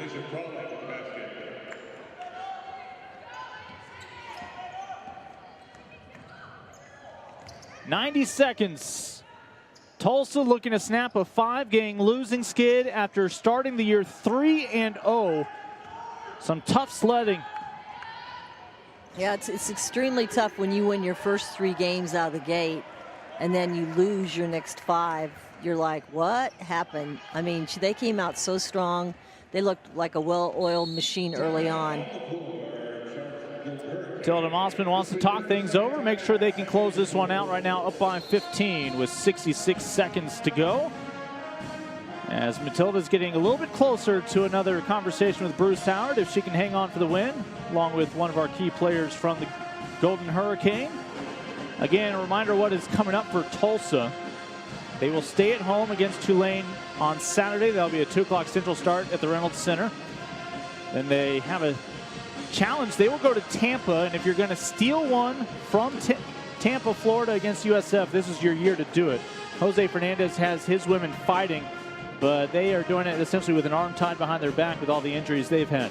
Well, they're just a little unpredictable. They can win a big game and then lose one that they should win, you know. So they're just young and unpredictable, but they still fight hard, and they're a very scary team. I wouldn't want them in the first round of the playoffs.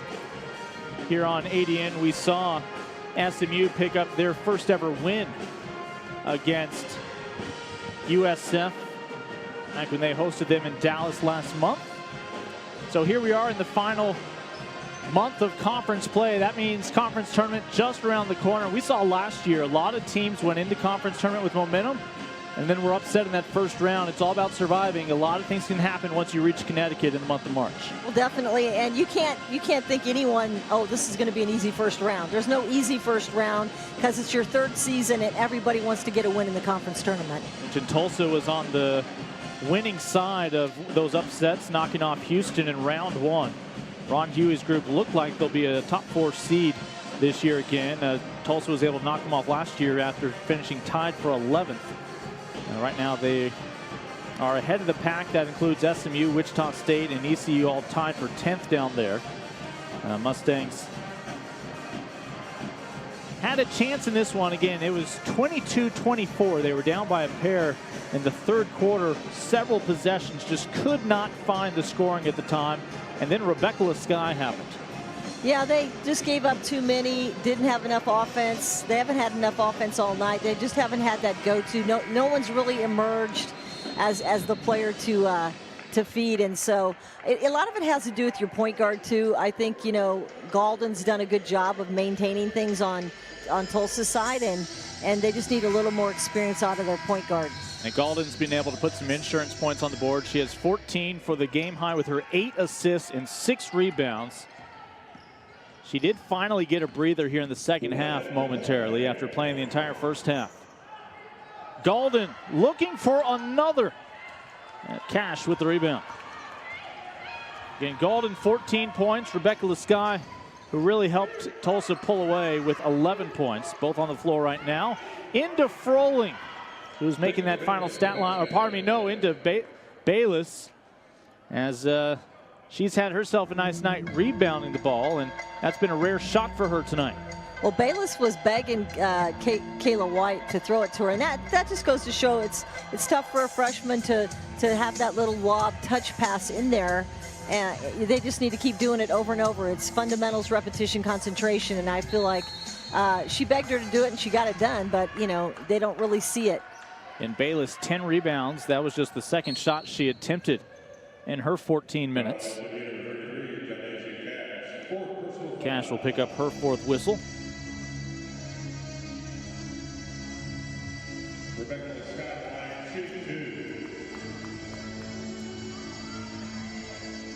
Rebecca is 1 of 2 at the charity stripe tonight, trying to end a 6-0 run for SMU here in the fourth quarter.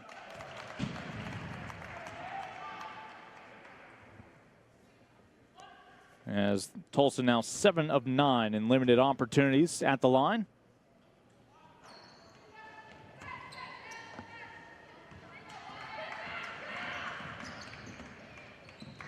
Still a chance to chime in on who you think's the MVP. Crystal Polk will block that one as it goes out of bounds and stays with SMU. I really like Olsen though. This is a strong, big girl taking that take. Great block by Polk. I'm not taking that away from her, but at 6'2", that's a good drive for Olsen. Cash not giving up on the play, and Galden, even though Cash didn't want a foul, Galden still finds a way to get that one to go under pressure. And there's a transition bucket for SMU here late. Shot clock is off the rest of the way. Yeah, I wish they would do that more often. They have the ability to do more transition buckets, and they don't have the motor to do it. Need to get this ball across half court, and that should do it. Well, Tulsa's been sitting on 3 conference wins ever since they beat Wichita State, Memphis, and ECU to start conference play. After 5 straight losing efforts, including a heartbreaker at Memphis on Saturday, Tulsa picks up that elusive 4th win in conference, now 4-5, and along with it, their 10th win of the season as they beat the Mustangs in their only regularly scheduled meeting before potentially the conference tournament. So congratulations to Tulsa. We'll hear from Matilda Mossman in just a moment as she'll join Bruce Howard. Yeah, it's a tough loss for SMU, but you know, they have to learn from it, figure out what they can do better, and get, you know, put on your britches the next day and get back to work, because that's what this conference is all about. It can change after, you know, one game. It's just tough to beat anybody on their own home floor. Well, again, at home, Tulsa gets the win. They're going to sleep a little bit better tonight, and they'll get to stay at home on Saturday as well. Let's check in with Bruce along with Coach Mossman. Coach Mossman, was this your best defensive performance of the year? It was really good. I mean, that's what we were banking on, especially after the first quarter when we struggled to score. You know, we held them to 7 points each of the first 2 quarters. And then the fourth quarter, I think it just took us 3 to get warmed up offensively, because in the fourth quarter we really took off. But definitely we guarded. We did not rebound them, but we rebounded with them. I was going to say, you were close enough rebounding-wise to make it acceptable, certainly. With their size and length, we'll take that.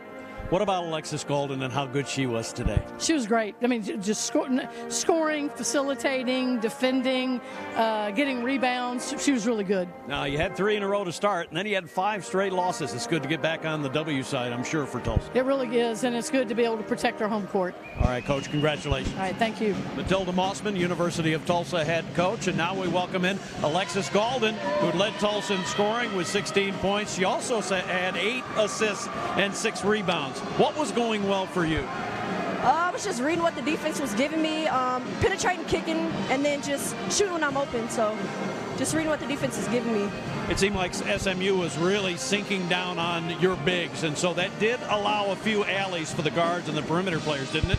Yes, it definitely did. Them sinking in opened it up for us, and so obviously they had to sink back off, and that would be for me to pass it to the post and get them easy buckets.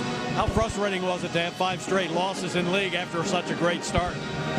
Very frustrating, but, you know, we just try to keep our head high and pump each game, and we finally got a dub. So hopefully we can just feed off of this and keep getting dubs. All right, congratulations. Great job. Thank you. Alexis Golden, who was our MVP, as Tulsa victorious over SMU.